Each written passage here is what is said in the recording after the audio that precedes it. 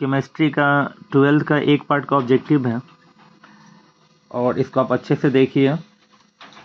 सबसे पहले यहाँ पे दिया है कि ठोस के कितने प्रकार हैं। ठीक है, तो ठोस मुख्यतः दो प्रकार का होता है, एक होता है क्रिस्टलीय और एक होता है अक्रिस्टलीय। तो एक का ए हो जाएगा। 2 नंबर दिया है कि क्रिस्टलीय ठोस निम्नलिखित में से कौन नहीं है। तो कांच जो होता है वो आपका अक्रिस्टलीय होता है, मतलब क्रिस्टलीय नहीं होता है। ठीक है, कह रहा है कि एकक सेल कितने प्रकार के होते हैं। तो एकक सेल 3 प्रकार के होते हैं, एससीसी, बीसीसी और एफसीसी, मैंने सिंपल क्यूबिक सेल और बॉडी क्यूबिक सेल और फेस क्यूबिक सेल। ठीक है, तो एकक सेल 3 प्रकार के होते हैं, ऑप्शन नंबर बी।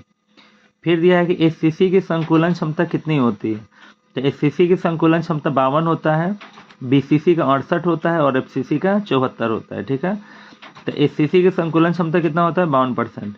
बीसीसी की संकुलन क्षमता कितना होता है, तो बीसीसी का होता है 68%। एफसीसी की संकुलन क्षमता कितना होता है 74%। एससीसी में रिक्तियाँ कितनी होती है, तो आप खुद सोचिए, परसेंट में 100 होता है। तो एससीसी का संकुलन क्षमता अगर 52 होता है तो रिक्ति कितना होगा, तो 100 में से 52 घटा देंगे तो 48 हो जाएगा। ठीक है, तो एससीसी की रिक्तियाँ कितनी होती हैं 48।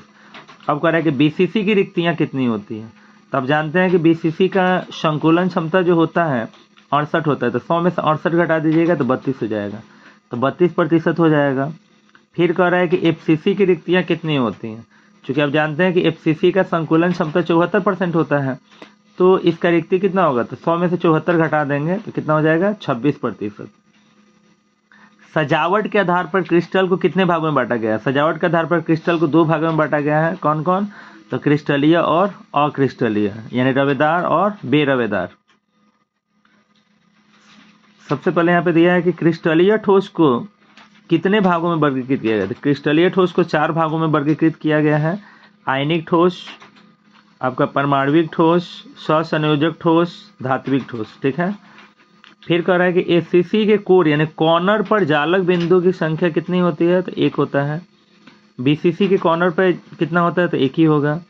एफसीसी के कोर यानी कॉर्नर पर जालक बिंदु की संख्या कितनी होती है, तो 1 ही होता है।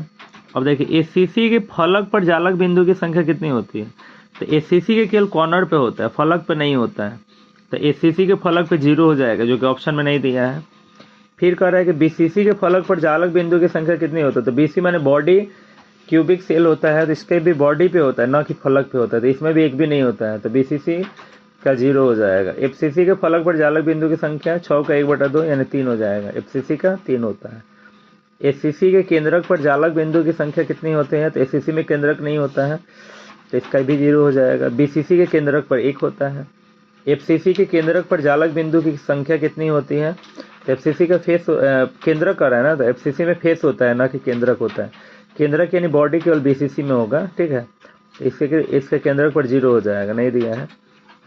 एससीसी में कुल जालक बिंदु कितने होते हैं, ठीक है, तो एससीसी में कुल जालक बिंदु जो होता है वो आपका 1 होता है। ठीक है, फिर कह रहा है कि बीसीसी में कुल जालक बिंदु कितना होता है, तो बीसीसी कॉर्नर का 1 केंद्र का 1 1 1 2 हो जाएगा, बी नंबर। एफसीसी में कुल जालक बिंदु कितने होते हैं, तो आपका कॉर्नर का 1 और फेस का 3 3 1 4 हो जाएगा। और व्यास यानी त्रिज्या अनुपात क्या है, तो धनायन की त्रिज्या और ऋणायन की त्रिज्या के अनुपात को त्रिज्या अनुपात कहा जाता है। ठीक है, अब देखिए कह रहा है कि सिंपल घन की अक्षीय दूरी क्या होती है, तो सिंपल घन की अक्षीय दूरी होती है a बराबर b बराबर c, ऑप्शन नंबर ए हो जाएगा।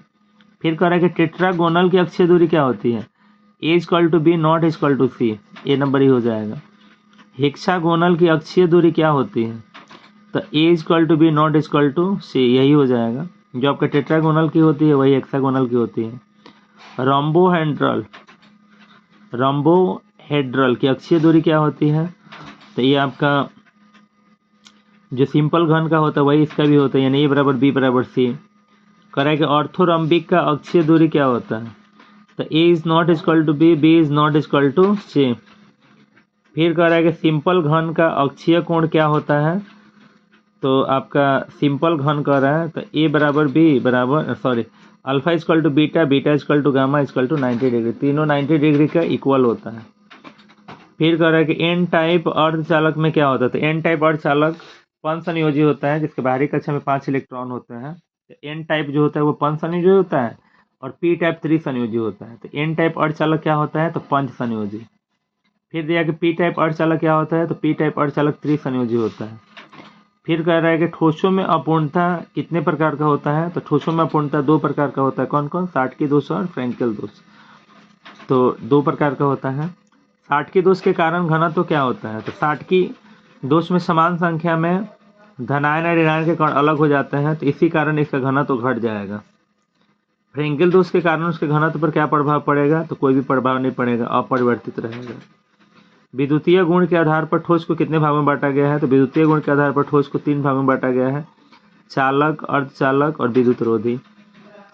फिर कह रहे हैं कि चालक की चालकता क्या होती है, तो चालक की चालकता 10⁻7 होता है। फिर कह रहा है कि विद्युत रोधी की चालकता क्या होती है, तो विद्युत रोधी की चालकता आपका 10⁻−10 से 10⁻−20 होता है।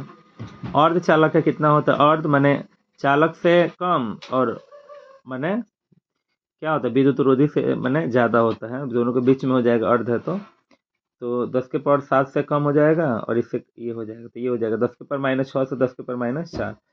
लौह चुंबकीय पदार्थ नहीं है, तो देखिए लौह चुंबकीय पदार्थ 3 होता ही है, लोहा, कोबाल्ट, निकेल, तो इसके अलावा कोई भी नहीं है, तो कॉपर नहीं है।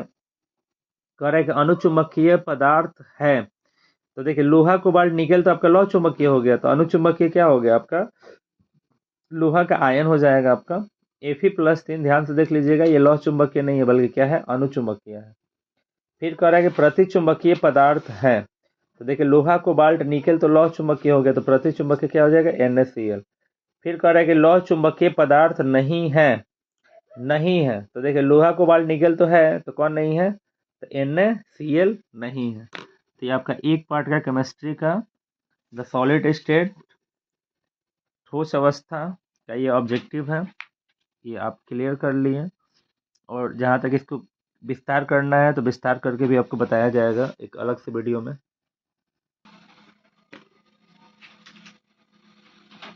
देखिए आपका ये मैथ का ऑब्जेक्टिव है, कह रहा है कि यदि function of x1 equal to function of x2,